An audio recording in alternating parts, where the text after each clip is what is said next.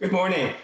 The music this morning was written by Johann Sebastian Bach, and the music is from his Little Clavier book. It's the predecessor to the Kemper Clavier. And they were written for his children, of which he had 20 children, and his students when he was organist and choir director at Leipzig.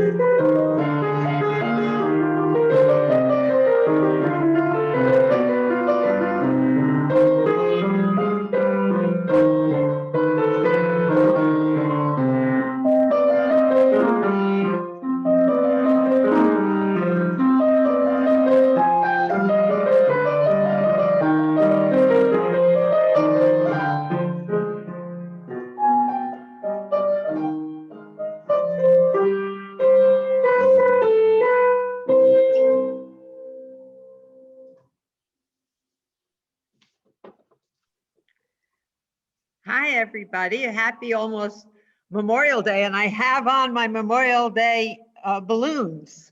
So good morning. Welcome to the Treasure Coast Unitarian Universalist Congregation in Stewart, Florida. Today is May 30th, and my name is Ronnie Dembowski, and I am your worship associate for today. We are happy to have our Reverend Bob MacDonald in the pulpit today. I'd like to give a big thanks to all the people that help us. Bruce Ruby for going back into his sooty house, which is being fixed, I guess, and as our music director, and our Zoom host, Corina Pelloni, who's still doing an excellent job, and Janet Grote, who's always so reliable as our backup worship associate. We have muted everybody to keep the level of noise in the background down. Please remain muted. Thank you. Treasure Coast Unitarian Universalist Congregation is a welcoming congregation. We welcome people of all gender identities, races, ages, and backgrounds. Thank you for being with us today. We hold the Zoom services every Sunday at 11 a.m. If you'd like to be put on our email list so that you can find out more information about us, go to our website at tcuuc.org. That is tcuuc.org. You will receive the Friday update and our online newsletter and our midweek follow-up from the last sermon, including notifications after you sign up for the newsletter. So please sign up. Now, Bob, Reverend Bob, will light our chalice as I say a few words.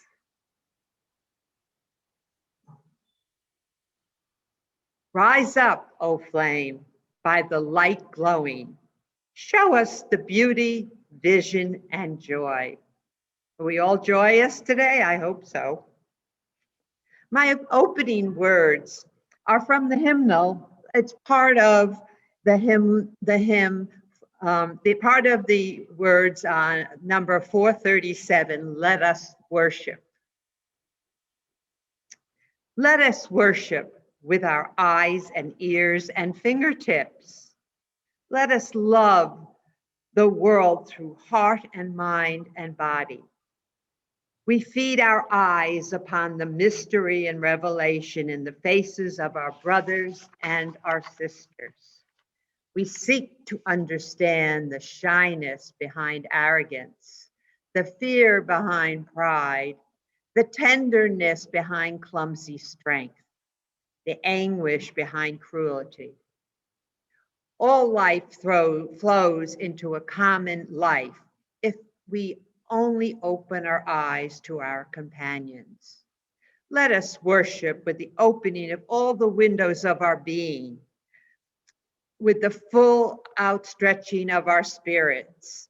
Let us worship, let us learn to love, by Kenneth Patton. Bruce will now play hymn 118, This Little Light. We can all sing along with him, but stay muted, and you can also do a little shaking if you want.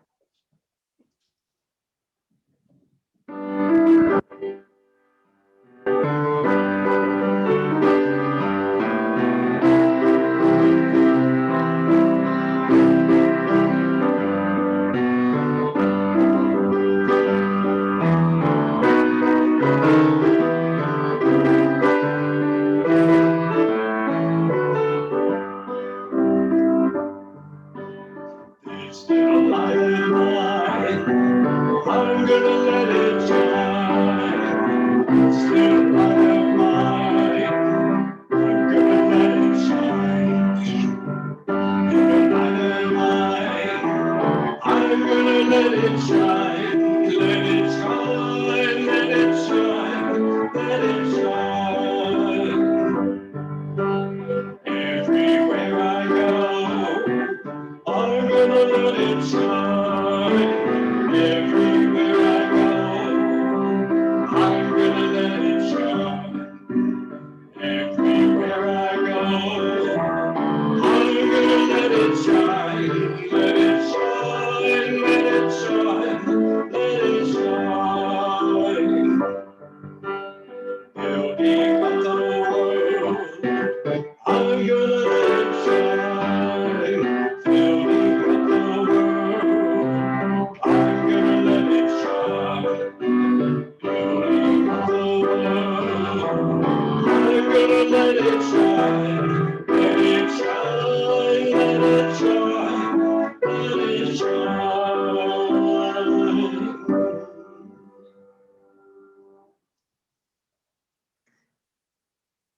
That is a great wake-up song. I hope you're all ready and raring to go today now. Let us recite our affirmation, the first paragraph, and then Bruce will sing and play the second paragraph. Love is the spirit of this church, and service is its law. This is our great covenant, to dwell together in peace, to seek the truth in love, and to help one another.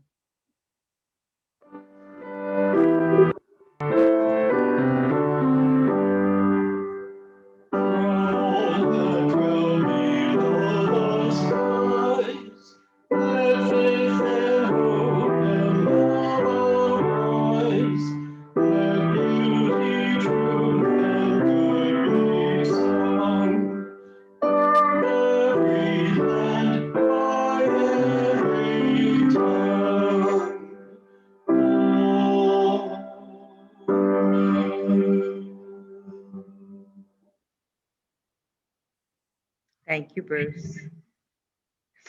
Joys and sorrows are something that we all have on and off, and hopefully more joys than sorrows.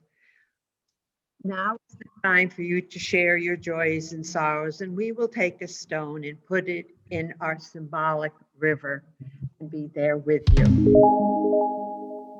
you all for sharing. For those whose joys and sorrows are too private to share. Our hearts are with you. We'll move a stone into the river, the symbolic river for all of those joys and sorrows. Now we'll have a pastoral reading. This is from the hymnal entitled An Eternal Verity by W. Waldemar W. Argo. Ancient as the home is the temple, ancient as the workbench is the altar. Ancient as the sword is the sacrificial fire. Ancient as the soldier is the priest. Older than written language is spoken prayer. Older than painting is the thought of a nameless one. Religion is the first and last, the universal language of the human heart. Differing words describe the outward appearance of things. Diverse symbols represent that which stands beyond and within. Yet every person's hunger is the same, and heart communicates with heart.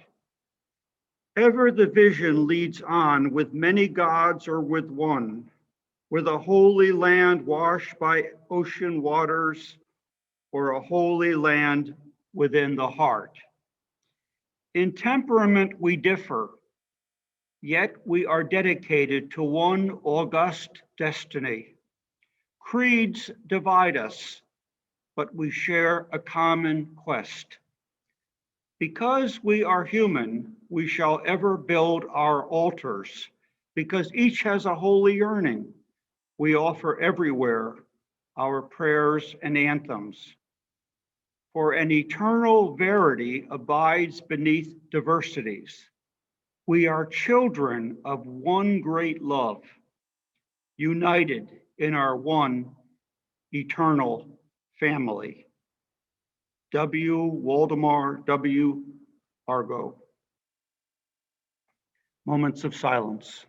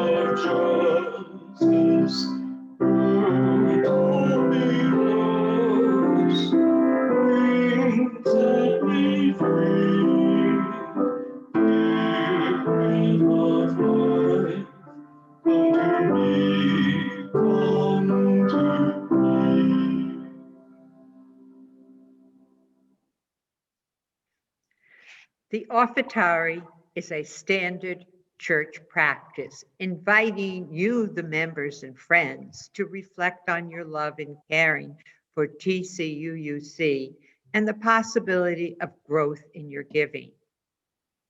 We need all of us to grow in our giving. Thank you for anything you can give. Contact information will be shown on the screen as Bruce plays the offertory.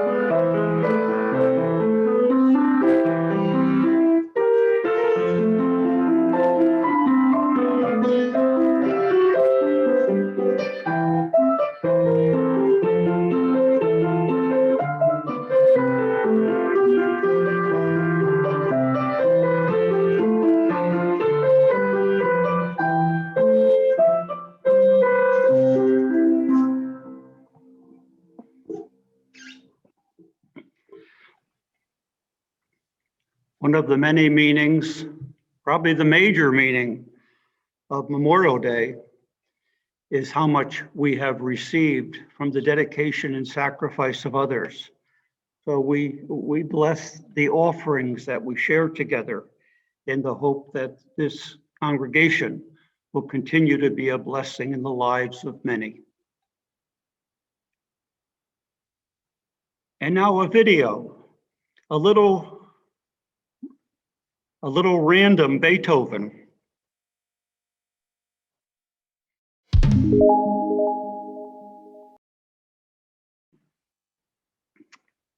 Ronnie and I think there might have been some planning in that. It might not have been totally random. We're not sure.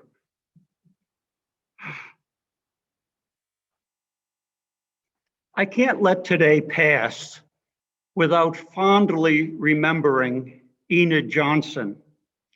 Her birthday would have been yesterday, and Vince would have reminded us again that he married an older woman by 5 months.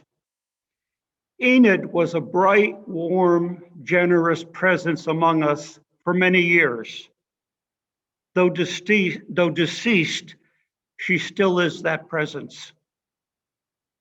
When I hear from her spread out adult children, we will plan a celebration of their amazing lives and their irreplaceable presence among us. Now the three strikes. I mentioned a couple weeks ago that my daughter, as she was beginning a new job as an office person for a funeral home near Raleigh, mentioned to a director that her father was working at a Unitarian congregation in Florida. The director asked, "Isn't that the denomination that doesn't believe anything?" And last week or so, I quoted David Brooks of the New York Times, who was quoting an economist who said the wokeness movement would end up like the Unitarian Church, widely admired, but having low commitment and passion. So this past week, a good friend of ours who was camping across the US sent me a text telling me she read something in a novel that made her think of me. I replied, "Send it." She did.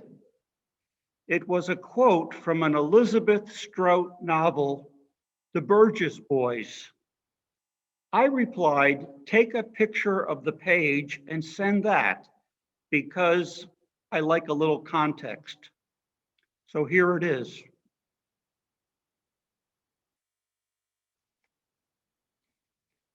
And then she had that nutty son. Sad, I said.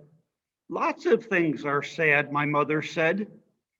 My mother and I were both widowed by then, and there would be a silence after she said this. then one of us would add how glad we were that Bob Burgess had found a good wife in the end.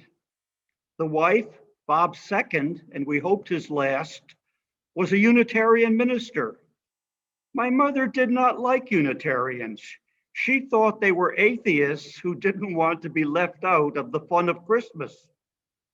But Margaret Estever was from Maine. I assume this is the almost acceptable Unitarian.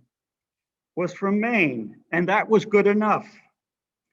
Bob could have married someone from New York after living there all those years. Look what happened to Jim marrying that snob from Connecticut, my mother said.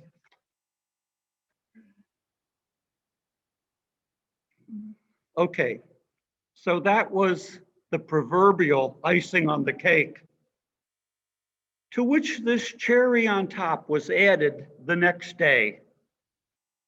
I'm at a planning meeting for community events, and one participant says, "Your church, here, us, should be the perfect place for spirituality and social justice." And when I hear should be, I know a but is coming. So I'm told, I went there, but didn't feel any spirituality. Now I'm wondering, am I like the famous statue with a sign, "Send me your tired and poor misgivings about you-ism"? What do we say to people who think we don't believe anything? I think when people think or say that, they mean we don't follow a creed, what they think of as a creed. Religious belief is about guiding behavior, about the direction of your life, what you are living for. Even what you believe about death and dying, about your own or people you care about deeply, your belief is to get you through it. I believe in much of the Christian creed metaphorically. To me, beliefs only make sense metaphorically, not literally. A common and maybe familiar creedal belief is Jesus rose from the dead on the third day and ascended into heaven and sitteth at the right hand of the Father Almighty. Metaphorically, that means Jesus' teachings have continuing relevance for those who try to live by those teachings. What in the world or out of the world would that belief mean literally? There is no up there and no place to sit up there. A cosmonaut could come back and say, "I didn't see any heaven or heavenly throne. All that is in space is space, and human debris from travels in space. Humans leave breadcrumbs wherever they go. Would they were just breadcrumbs." Religious beliefs are to guide the followers. We have teachings of Jesus in the back of our hymnals, as well as teachings of other great religions and humanism. At the time of her death, Enid, whom I called my Jewish mother, Enid and I were reading and discussing the Bishop Spong book entitled Biblical Literalism, a Gentile Heresy. Spong asks, how could all those deeds and sayings attributed to Jesus be remembered and recorded 50 years after his death? Spong's intriguing answer is that they were not actual deeds, but metaphors, stories that would have been meaningful in the synagogues of Jesus' homeland. And the stories were told and retold, synchronized with the Jewish liturgical calendar of those synagogues. So they were stories meaningful to the Jewish hearers.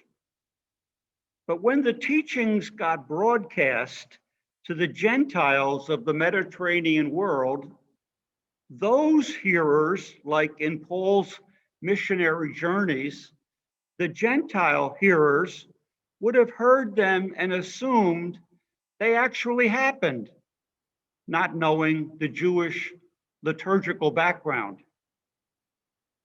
It's a fascinating idea, and Enid was supposed to explain it all to me. So all these years later, Gentiles are still reading the stories literally.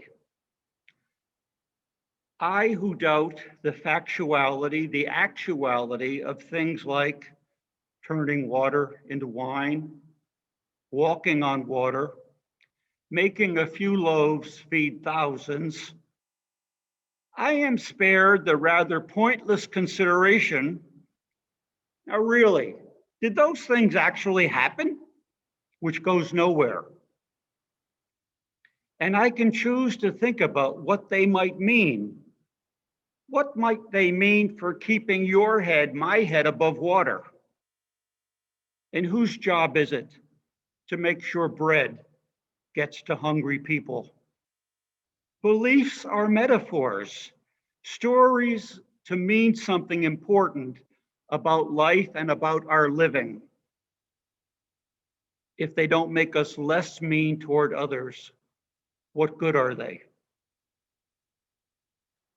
So our reputation, our UU reputation is we don't believe anything because we don't have a creed. Really? Why don't we put a printed Post-it note on page 7? Now here's page 7. You know page 7. We, the member congregations of the Unitarian Universalist Association, covenant to affirm and promote the inherent worth and dignity of every person, etc. The note would say, to guests and visitors, this is our creed. We call it principles, and you might call it a creed. This is how we try to live. Isn't that what religion is about, or should be? This is the creed guiding us. Respect for the dignity and worth of all human beings, no exceptions.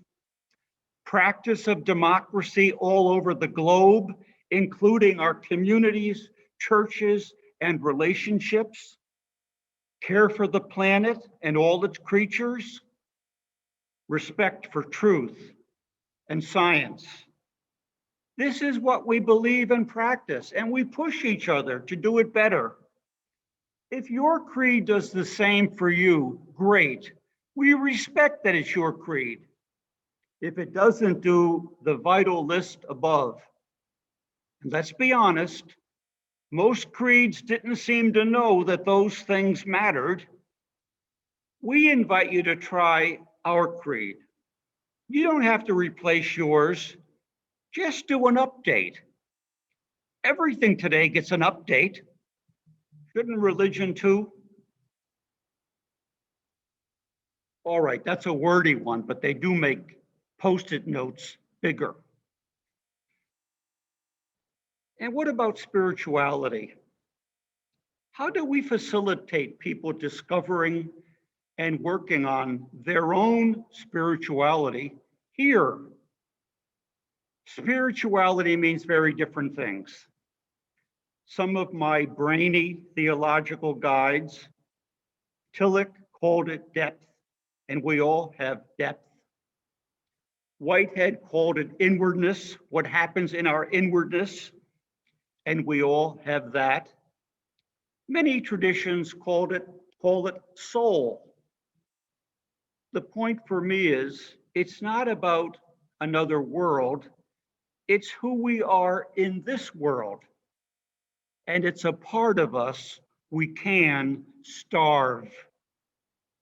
Many people in my pre-UU career used to say the church is too social in two senses. the coffee hour, which we sorely miss, and our enjoyment of each other's company, that kind of social, and in the sense of social protest, the need to change society for those living or barely living on the margins. Well, my response then and now is the same. We can't do spirituality without affecting our neighborliness and our neighborhoods, because spirituality, whatever it is, can't be just about me and mine. But how can we do it? Invite each other's distinctive spirituality better. Music is a great lift. It can make us soar. Bruce's Offerings, Pete Seeger, Beethoven, great resources to stir and to feed our depth, our inwardness. And silence. We've got to incorporate and make better use of silence. But how? I couldn't help but observe last week in Janet's excellent message about sacred objects that many of us, most of you who shared, almost all of you who shared, found meaning and strength in traditions, the symbols of traditions that are known in part for the creative and sustaining practice of silence. So I have to ask, how can we do that better than we do? Some of you have told me you really don't come here for spirituality. You come for social connection, kindred spirits, and or social protest, marching orders. UU has, UU is a proud tradition of attacking and righting wrongs. Wrongs like racism, both racism then, when the need was abolition of slavery, and racism now, with inequality and injustices for people of color all over the place. We have a roster of prominent heroes and martyrs. So some don't come here for spirituality. But when I was hired a year ago, and I asked what you were looking for, help with spirituality was the most frequent response. So I have to say, help me understand what spirituality means to you. And if we can learn how to do that, invite that better, then maybe folks won't come looking and go away concluding spirituality doesn't mean anything to us, because it does. Even if we are UU and can't agree on what it is, but we do know and agree it isn't the same for everybody. We still want to be able to say with feeling, work on yours here. This weekend used to be a time of serious and heartfelt reflection. Flowers to the cemeteries used to be, and still are for many, reminders of sacrifice and reminders that we owe. This weekend, 2021, looks like a breakout weekend for many. On the road, on the beach, in each other's faces like we haven't been allowed. And we have to hope there won't be a breakout, a resurgence of what we are all trying to survive. And we're almost there. So I've chosen to talk about the ingredients that have carried us in the past, whatever our pop reputation, ingredients we can get back to or get on with working on better when we come to life again, here, soon. Our closing hymn is number 102, We the Heir of Many Ages. I don't know that we know this. It might be a struggle to sing it. Bruce has volunteered to struggle, so you might just read the words and listen to Bruce sing. Thank you, Bruce.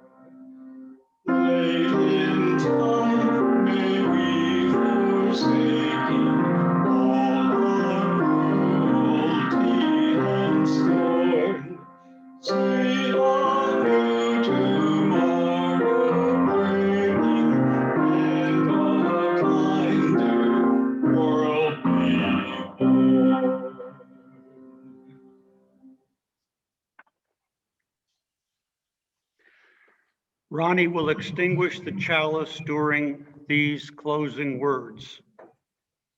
We have a history to build on and a future to work for. We are a song of individuality and a song of community. We are here for connection to our own depth and inwardness and soul, and connection to each other.